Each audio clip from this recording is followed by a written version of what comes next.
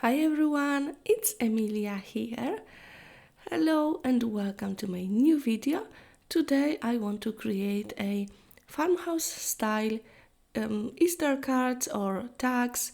You can attach these to the gifts, and for that I will use the free template which I provide in the link below the video. I created few other cards with that template, so you can also watch the videos on my channel. And again, I just use the template on the watercolor paper today, and I'm going to start with the painting. So I've got three paints, light blue, gray and white. I want to mix them to match my element. The idea came when I saw two large elements from the Stamperia Hidden Grove collection. These are the flowers printed on chipboard, and I thought they would be perfect large element to be a focal point on a Easter egg. So I'm going to, like you see, mix the paints as I want to have the stripes on my eggs on the bottom half, similar color to the blue gray on the flowers. So what I did, I applied tape. It's not a very sticky tape. I think it's called painter's tape, and I'm going to paint the stripes. I will remove the tape. I did it when the paint was still wet, so probably next time I wouldn't do that. Wait maybe a little bit for the paint to dry, because I did mess it up a little bit, but it's not a problem here. These are just for my friends, and they don't need to be perfect, and I always like all imperfections in handmade things, so yeah, I'm not worried today about any mistakes. But if I know I make some, I will try to cover them. So that's my best solution for today. So I did apply the paint on one egg. I will remove the tape, and then I will do the same for the other one. While the paint is still wet, and I did mess it in one place on this egg, then you can take a just wet brush and remove it, especially if you work on the mixed media or watercolor paper. These surfaces are great when you're painting, and also, when you need to correct anything. Following the same technique, I will add paint on the other egg, and then I will dry them with the heat gun. You can let them dry if you have time, but when I do the videos, usually I'm in a rush to finish the project, so I do sometimes use the heat gun, or I also work on the wet surfaces, which is not recommended, but yes, I do that because I'm not very patient. When it comes to creating, I prefer to finish the project, because if I will leave it, it may be not finished for weeks. So I'm removing the paint now, and then I will move to the next step, which will be drying, and then I want to apply a texture through the stencil. The stencil I've chosen is from the new Stamperia collection, House of Roses. It's a new release, actually it's quite old collection, but a new release. But any stencil you can use here, or you can skip that step as well, as I didn't want to have a very white texture paste, because I thought my eggs are, slightly off-white, and I don't want to have that very white color actually on this project. This is supposed to be like a vintage farmhouse style. I'm going to mix the texture paste with a bit of paint. This texture paste from Stamperia is very thick, so I'm not worried that adding a little bit of paint will ruin the paste, because if the paste is not very thick and then you adding paint, it makes it even more liquidy.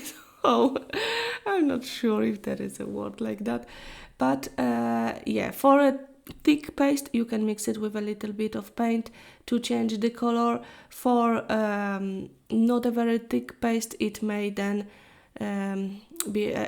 be difficult to apply it through the stencil. It may be too runny, so you need to check before mixing. So I've added a little bit of turtle dove, I think it's that name of the paint, I don't know. I will link it in the box below the video. I love this color, it goes so well with so many things and I use it quite a lot. And so I've chosen the large frame from the stencil on this egg, and then for the other one I decided to use the other part of that stencil where there are flowers and swirls.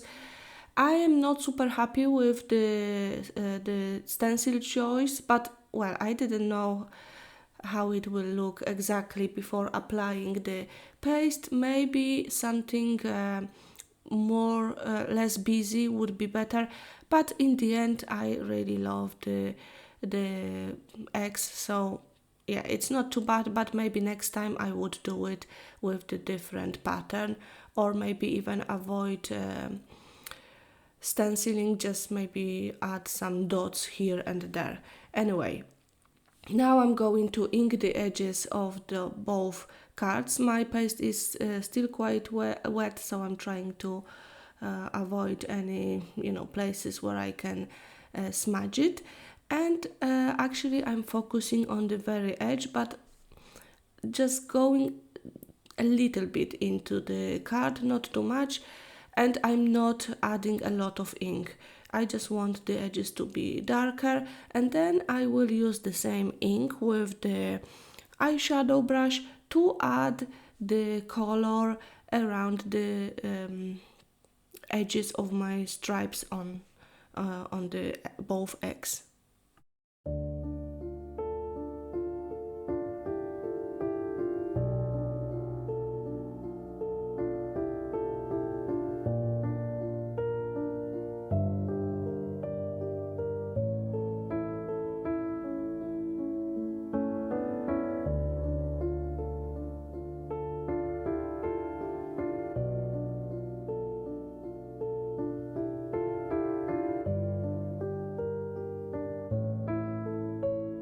For the next step, I'm using primer from Stamperia. You can use any white gesso or acrylic paint maybe as well. I've got very dry brush. I'm just grabbing a little bit of the primer, removing the excess on the paper which I have on the side, and then adding a shadow in the center of each stripe. I want this to be lighter and just to give more dimension to my painting, and then I will just do it twice, so I go once and then when it's dry I go again, and created just the highlights. These are very thin highlights. You can also add the splats of white acrylic paint, but this time I'm just not doing it for this project, surprisingly. So then I make holes on the top of each egg, and then using the cutting die, this is from some set, I don't remember which one, but it's a ring and I like to use it on any tags or anything. If I will see a set with that, I will link it in the box below the video.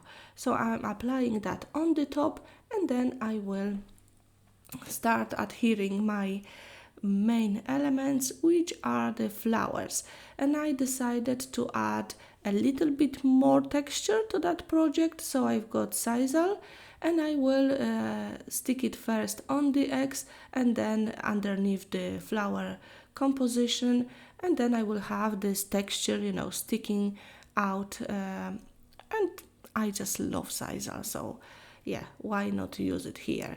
For the floral element, I'm using a piece of chipboard just to so it's not very flat on my project, and I will use, as you can see, these elements are very similar, just going different directions, so I will use one on each egg. To finish off my project, I'm going to add a piece of lace and the twine bows on the top. So I've got a very wide lace and I'm just cutting it in half to have two pieces, two little pieces. I'm not creating the bow with the lace because it's very thick and I thought it will be too bulky on the top of the project, but I'm just using a little piece and then two pieces of twine, and I create a little bow on the top of each egg. And this will be it for my project today. I love these eggs, they look super cute, and this technique can be used for anything else. You could use the MDF shape, you can cut the eggs out of the cardboard, you know, it can be a home decoration. I just needed them as a tags or cards because they will go with the little gift, but I love the colors and I'm really happy with the result. Let me know what do you think. If you like the video, I hope I can inspire you to create something similar, and I will talk to you soon. Have a lovely creative day. Thanks a lot, everyone. Bye bye.